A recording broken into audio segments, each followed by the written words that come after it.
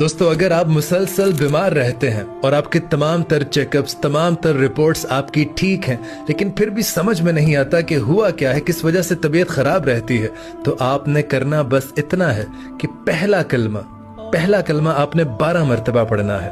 उसके बाद या हय्यू या कय्यूम बिरहमती का अस्तगीस 10 मरतबा पढ़ना है।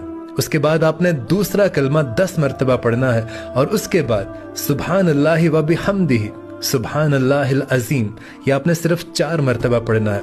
और ये काम आपने हर जुम्मे वाले दिन, जुम्मे की नमाज के बाद आपने करना है। पानी का गिलास लेना है, ये तमाम तर आपको जो बताया गया है ये पढ़ना है और उस पर आपने दम करके पी लेना है और थोड़ा थोड़ा पानी घर के चारों कोनों में आपने छिड़क देना है।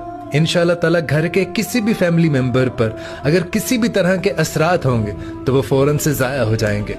इस वीडियो को ज़्यादा से ज़्यादा शेयर कीजिएगा। जज़ाकल्लाह।